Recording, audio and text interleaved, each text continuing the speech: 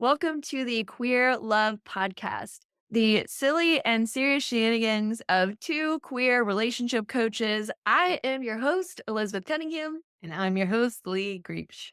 On this podcast, we talk about how to live your best queer life with fulfilling, healthy relationships and anything else that makes your little queer heart happy. Because living your life outside of the heteronormative scripts is totally possible for you. Each episode, we explore all things queer love from our professional perspective as relationship coaches, our own personal experiences, and as partners. If you love our show, follow us on TikTok, Instagram, or Twitter at Queer Love Relationships. You can also check out our website, www.queerloverelationships.com. Thanks for following us and enjoy this episode. It's important to be able to come out of that kind of phase, knowing that that was a phase, it was an important phase, necessary phase, and this next phase of the relationship is also necessary and important. Welcome to the Queer Love Podcast. What is this? I don't know. Again, welcome to a podcast. A podcast. It's a podcast. Here we are. We're doing the podcast. Charlie's our third host over here. Charlie is our third host. Look at her. Charlie's like, I got stuff to say. What you gotta say? What you Give gotta me say? treats. Yeah, Charlie's like, where are the treats? You gave me one, and that was it. That was dumb. That was real stupid.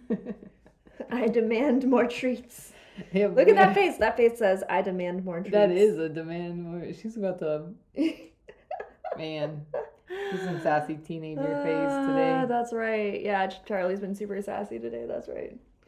All right. What are we talking about today besides Charlie's sassiness? Let's just talk about that. We are talking about coming out of the daze. DAZE. Days. Of new relationship energy. NRE for the cool kids. For the cool kids. NRE. I wish that I could be like the cool kids. Well, we can only dream. Mm-hmm. But today we will pretend by saying NRE. There you go. And yeah, I mean, and I think it always comes up more around like non-monogamous relationships, but NRE exists in all relationships. Kind of relationship. So it would apply to any, you know, like what people usually will also say is like the honeymoon phase. Honeymoon phase. Of a relationship, right? It's like all the little like, ooh, we're dating now. Ooh. And it, you know, it can last from like, you know, it could be like what, like 6 months to like a couple 2 years. Yeah. Like that's about the average kind of experience. Mm-hmm. And there's different like research and data about the like chemicals that are present for you during the first part of a relationship. Good hey, girl, Charlie. Don't bite that.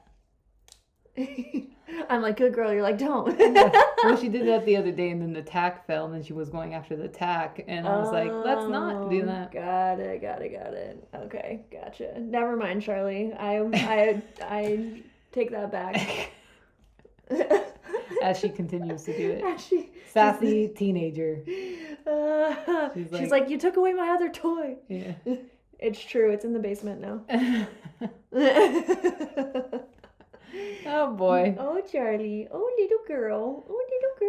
She's like, well, you didn't give me the treats, so. But yeah. All right, coming out of the days of new relationship energy. So yeah, I mean that's why is that important to talk about? I think it's very important to talk about because this is when relating actually starts. Welcome to it, kids.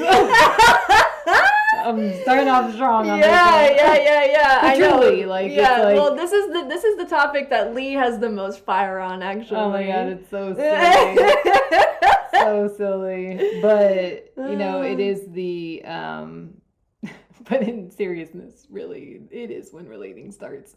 In the sense of where, you know, after you come out of why it's important to talk about when you come out of all the happy dappy chemical hormones, woo, look, everything's perfect. They're the most perfect human in the world. We never fight. Oh my God, they're so great. We agree on so many things. It's the best. I've never felt this way before. And I didn't even know what love was. Exactly.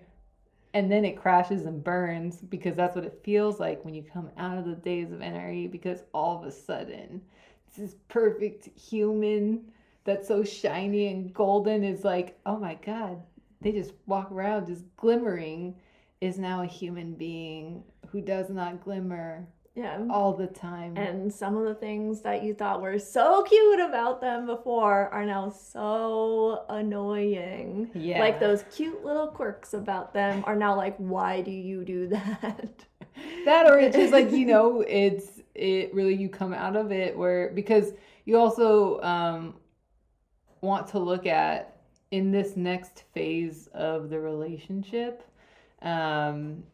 it's important to know that it's not going to last, like that the perfect times are not going to last, and they're not meant to, right? The reason that NRE is a thing in relational development is because like that's the bonding, right? Like that's to like, so it's just human evolution where you bond, because then it's like mating happens and all that, right? And you want to bond to be able to do that. And so it's like when you come out of that, it's not to say, well, I mean, but that's why like a lot of relationships, once they come out of NRE, they either keep going or they stop, right? Because like all of a sudden people are like, it's too hard, I'm out skis, or like maybe it just doesn't match because you couldn't see it in all the euphoria, and so it's important to be able to come out of that kind of phase knowing that that was a phase, it was an important phase, necessary phase, and this next phase of the relationship is also necessary and important. And like, the angry therapist John Kim, he refers to it as the like moving past the breakers. So like, in like swimming out in the ocean, right? Like you're moving beyond the breakers, where it's like really hard to do that because it's like you are just going against the current. But it's like once you get over those breakers, you're back in like the stillness, and it's like the steadiness again, right? And so it's the kind of the power dynamic phase. And so why would you call it the power dynamic phase? So, well, I call it that because it's called that. And but I mean, because like if you hear the term like power dynamic, it's like, whoa, that's extreme. But right. like what's because happening? I'm always listening to things from like more of like a DV. Yeah, no, I mean, but because I remember when I first came across it, I was like, that's extreme. But what it's referring to is like where the power dynamic of like you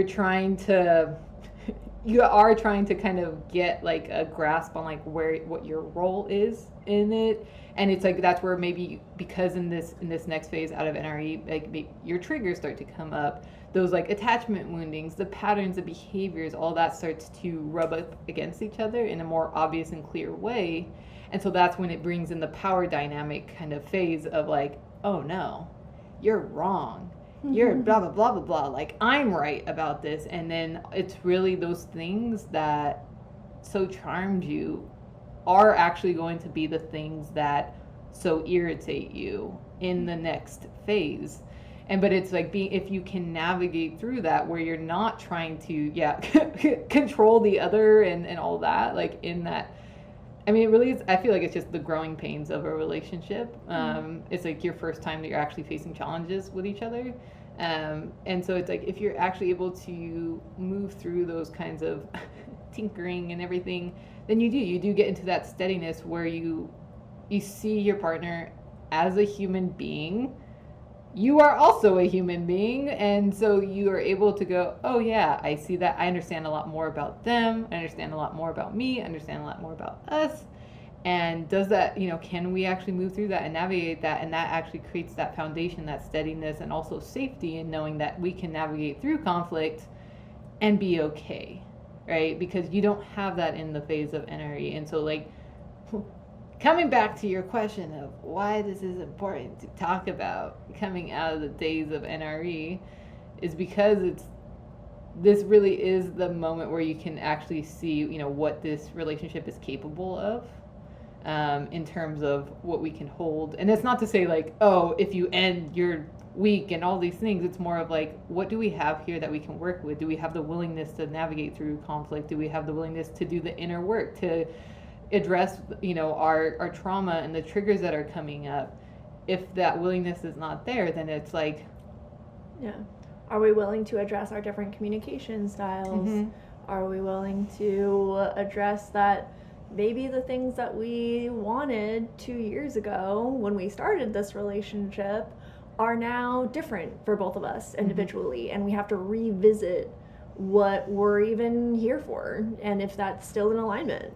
Right. And so it's like being able, when you look at all that, like, again, it's really that first time you're doing it in that relationship. And because it's like, yeah, if you end up being with this person for 20 years or whatever it is, it's like, you're gonna obviously continue to hit these like milestones of like, oh yeah, I have changed, you have changed, what's going on here, the circumstances of our right, life like it's not like after this point yeah. You're like, woo, smooth sailing. Yeah, after year 3 you're good. No, like you yeah. got it's gonna be 35 years just before you know it. Yeah. You know? And so it's like that. And I know like usually in this like it's like the power struggle or whatever is like it can be like I think like if I'm remembering correctly, it's like it could be like 1 to 3 years of this kind of experience. And then of course like later on in the relationship it's like, yeah, things happen, life happens, it's not like, oh, this is the only time. But when you move through this, like you also then, because you have the understanding of like, oh yeah, our communication needs to go this way for it to be the most productive because we learned that, right? Or I understand that, you know, oh yeah, my whatever story gets triggered when this happens, and then that triggers their story, and then this happens, and so you have a lot more grasping on what's gonna kind of go on, and of course new things will happen, but you have like a lot more foundation to build from, and like you just don't have that when you are in that new relationship stage. Like again, you're not supposed to have that. Like it's not like there's nothing wrong with that. It's not like, you haven't done anything wrong. Yeah, like you're like, you've done nothing wrong. Month 3 and you're like, let me go fight them so we can get this done with. Like no, like it's just like it really is just being able to have that depth and intimacy, vulnerability that gets fostered when you are actually able to navigate through those tougher challenges and to see your partner as a flawed human being just like you. And like just the fact of being able to and willing to see both people as the flawed humans that we all are, it's like also a very vulnerable thing, because you witnessing your partner in that way, having them witness you in that way, in the messiness of it. Charlie's meowing over here. But that is all really vulnerable to be able to do that with one another, right? And so it's like it's exploring more of the rawness of what is at play in the relationship. I think NRE is like very the shiny surface, right?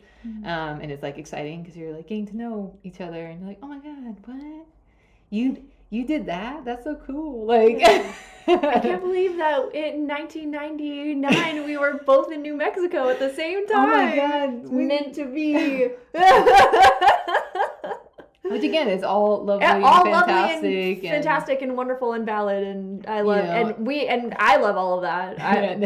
I'm super about it. I'm like, I think we've definitely mentioned NRE a number of times in the podcast where people know our things. Also, by the way, Lee and I perhaps were in Paris at the same time. We actually were.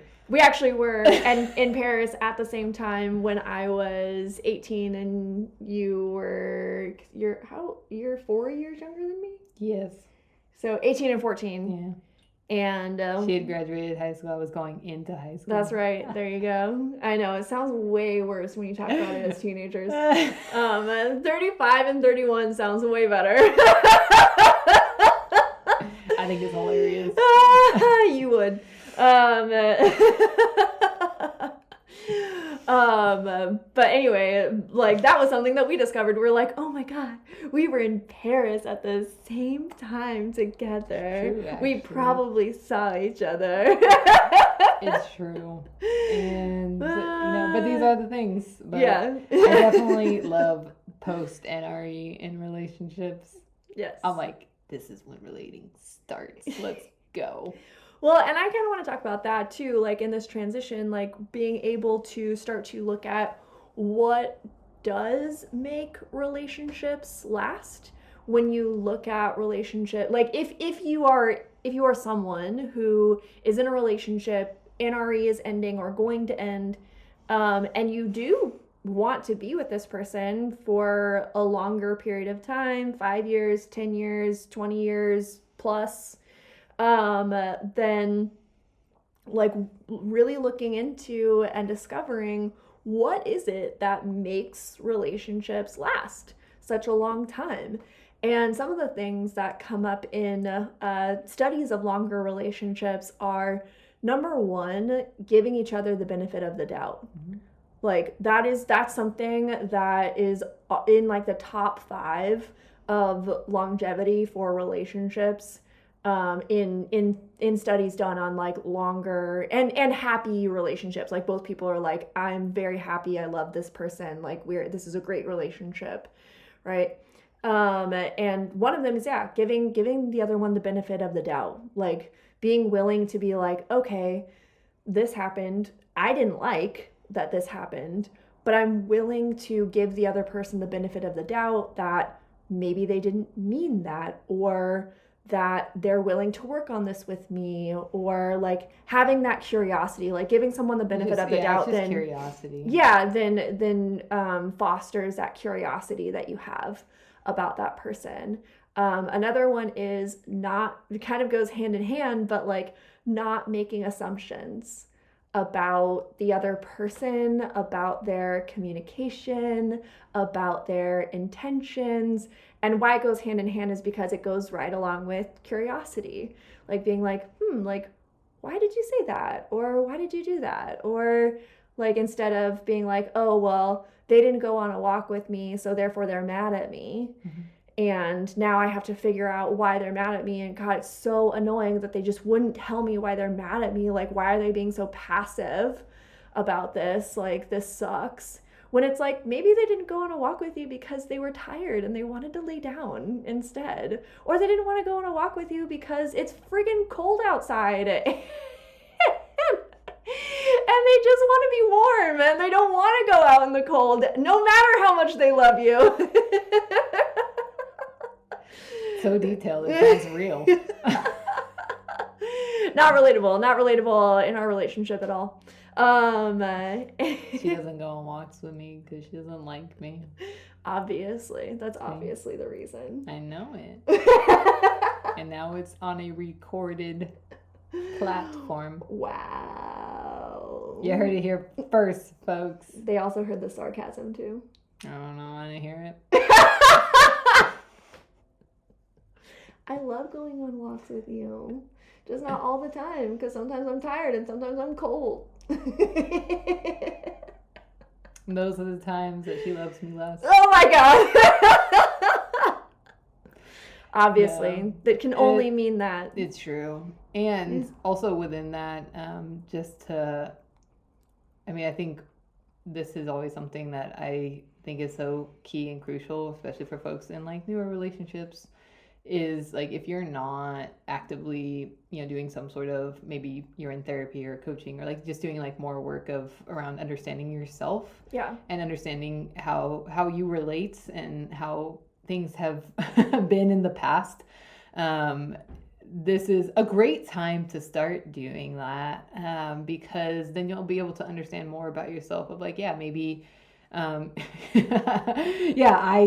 have the tendency to think that obviously people hate me, if something happens, right? Or maybe you're like, I have the tendency to be like, this person sucks because they didn't do what I wanted, right? Like, it's being able to understand. I have a tendency to immediately go to anger. Mm-hmm. I have a tendency to immediately go to sadness. I have a tendency to immediately go to defeat.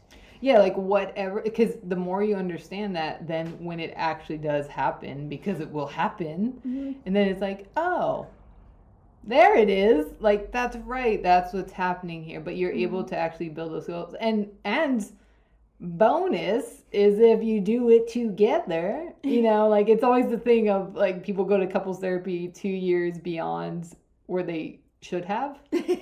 Yeah. Like it's literally 2 years beyond the point at which they really needed to go to couples therapy. Yeah. And so you're just damage control, full on damage control. Right. The couples therapists are baby angels. Yeah. Trying to do the good Lord's work, Right. like, but if you have that ability to maybe do couples therapy or just like to do or coaching development or classes, work, development work or, together. Like even inside of, communication and communication, like your different styles of communication. You could read a cool book together, about this. Like, but it's really to be able to start to, foster that within your dynamic, because, oftentimes people think, well, I'm not going to do any of that unless there's a problem. And then you wait way beyond the problem. Right. And now it's like the problem it's is so not hard. The problem is not an if, it's a when. Yeah. And it's like the thing people, I think that's also just something that's embedded within society, especially around therapy still, is like you only go to therapy if there's a problem, right? If there's something wrong. Yeah, I still remember I went to my first time I went to therapy. I was like, I just literally want to do this. I think it's cool, and it was like, this is great. Or like we started couples therapy, and it was like, no, we just want to be able to deepen our relationship, and it was like fantastic because it gives the person a baseline around where you're at. Like, what is your actual connection? Where are you at personally? All those kinds of things. And then when we did hit rocky turbulence, because we did.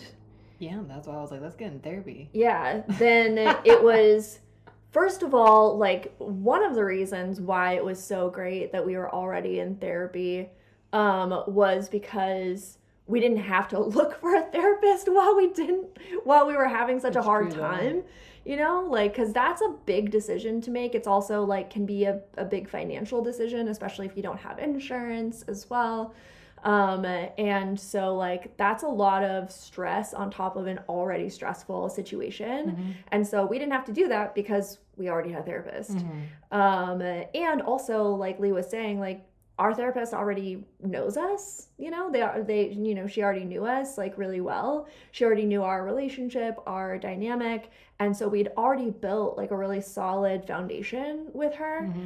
So that way, when we did hit turbulence, like she knows what we're like when we're good. Like she knows what our baseline, like Lee was saying, she knows what our baseline is. And so that just made that whole situation so much easier. I was so happy that we were in therapy for all of that. Oh my God. I'm still happy that we're in therapy. But besides this being a advertisement for therapy, I will always advertise for therapists. Well, we'd also like to support you too. We can advertise for ourselves as well. We're also like advertising for skilled relational professionals. We have a whole community that it will like if you, because couples therapy can also be really intimidating, and like I said, it can be expensive. And so sometimes starting out in like communities, like Lee and I have a community of really like we're there for support as the people who run the community and as the coaches.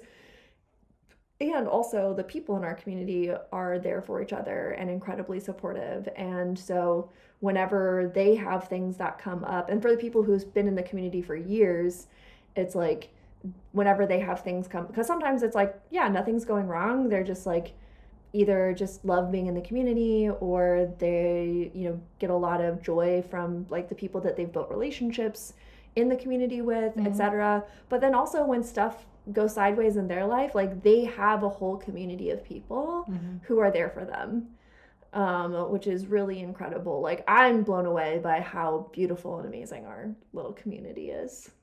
It's really great. There's your advertisement. There you go. Are you experiencing NRE? But the other sign up now. But the other thing that I want to say about building long-term relationships is your willingness to work on things. Mm-hmm. Because I think one of the questions that we get asked at the beginning of people working with us is like, how likely is this going to succeed? Like what people want to know. They want to know what the success rate is. Like, and while, Lee and I are not fortune tellers for individual people's relationships, what we can tell you is that when you have two people in the relationship who are willing to put in the work, who are willing to look at what isn't working, who are willing to try new things inside of the common goal of having the relationship work, it is far, far, far, far, far more likely that that relationship is going to have a positive outcome. Than if you have one person who's just there because the other person said that they should do it, but they're not actually willing to put in the work. And it's not like those relationships are doomed. It's just that that's going to be a lot harder. It's going to take a lot longer. And the success rate... Where did you get that, Charlie? From downstairs. What? I've not even seen that toy yet. Yeah, it's downstairs. Oh my god, that's hilarious. Charlie went hunting. Oh my god. She has found a feathered friend. That's so funny. I haven't even seen that toy yet. Anyway, it's like a hanging toy you can hang. Oh my god, that's so we can hang it on this wall right here. Well, yeah, I mean, here we are. Anyway. Successful relationships, positive outcomes. Successful relationships. But it's also like, the willingness also just, because a positive outcome can just be like, we explored all the options and actually, it's just, it doesn't work best for us to be together. But you have that, I mean, it's going to suck still, like, for sure. But it's not it's like, no, we explored all the options and like, wow, actually, this doesn't make sense for us to like continue on from this point, right? And you can, have a lot more freedom in that, or like relief coming out of that, right? Because it's like, that choice. Yeah, we were both willing and we tried and all this stuff. I wonder if you can hear the bell in the recording. Probably. That would be hilarious. And Charlie's having the best time. She's like, y'all bitches ain't focusing on me. That's fine. I'll bring a loud toy upstairs. Sassy teenager again. So funny. But something else that is like really helpful in coming out of the days of NRE, because this is oftentimes the part in relationships too where you're like, well, they used to blah blah blah blah blah. They used to buy me flowers. They used to care. They used to ask me questions about my day. We used to go to. We used to have dates every week, right? Or they used to call me every day when they came back from work or what have you. I used to get a good morning text, and now I don't even get now that we live together, I don't even get a good morning kiss goodbye. These kinds of things. Yeah. But it's more also, like, by the way, Leah broke up with me one morning because they left without kissing me goodbye.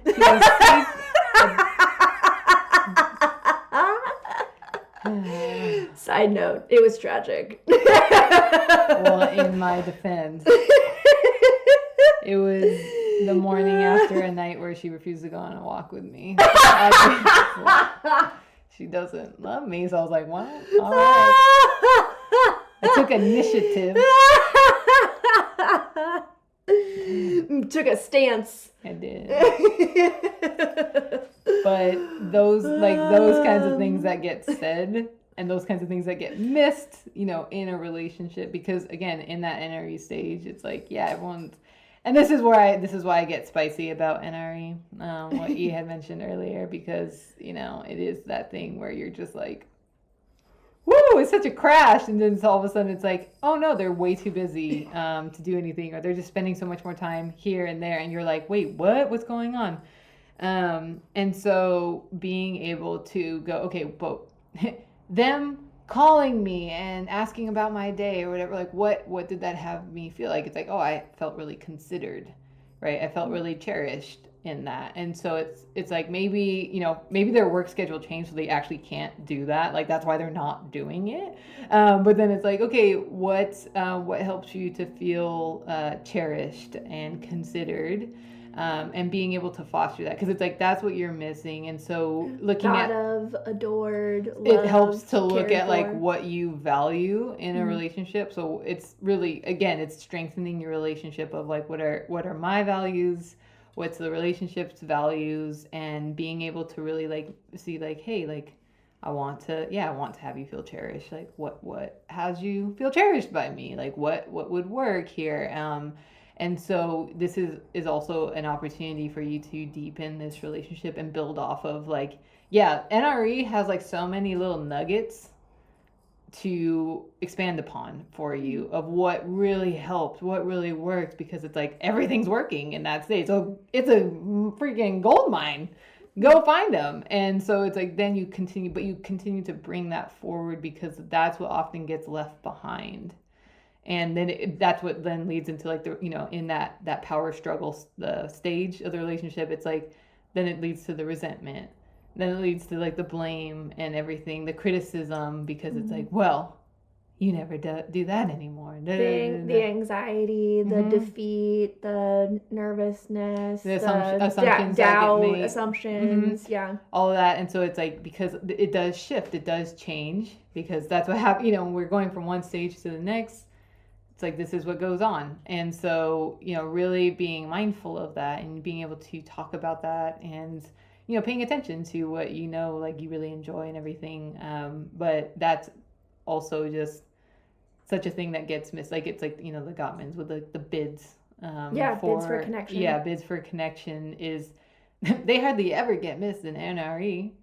And then you come out because you're like, what are you talking about, bids? What? You'll notice them in the next stage when they're not getting met. You're like, wait a minute. Oh my God, look at all these bids. But for people who don't know, yeah.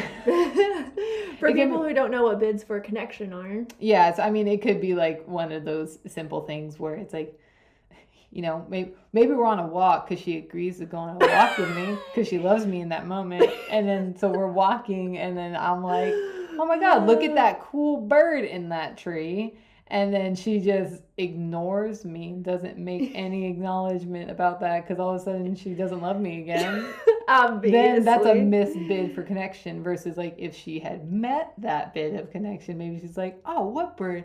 Oh my God, wow, that is such an interesting bird, because it's like being or able, say something like, oh my God, I love how you always just like notice things. Like that's so cool that you're so observant. Or it's like, wow, you always like find the coolest birds in this neighborhood, or whatever it is, or it could even like something that's not like verbal, but maybe it's like she's sitting on the couch, typing away or whatever, and like maybe I sit next to her, like I just like sit next to her, and maybe like, and then breaks up with me because they don't what's going on sit close enough to oh my me. Goodness. Obviously. Well, that 8 inches apart means that you don't want to touch me and you don't love me anymore, obviously. Well, when that happens, if I sit down with the intention of not breaking up with her, that's and right. maybe like I sit there and she just doesn't acknowledge me being there, right? Or maybe like, and it could just be like a touch on like my leg, or just be like, oh, and like just keeps going. Like it's more like that acknowledgement, like a bit of connection to be like, hey, look, I'm here, or hey, look at that thing. Or maybe she comes in from I'm trying to think of common ones in relationships that like get missed. Maybe she comes into a room and she just had a call, and I'm doing something, maybe I'm washing the dishes or whatever, and she comes in and she's just like, oh my God, like, and that's all she says, and then she's like looking at her phone or just something. Like that is a bid for connection of like, hey, what's going on, like what's up, you okay? Yeah, like, hey, you just had a call. That sounds stressful. Yeah, like, what's up over there, Or do you just ignore, kind of thing. But that's usually like I know a lot of people bring that up when they're like, I just sat down, and then it's just like, and it was like, are you going to ask me about it?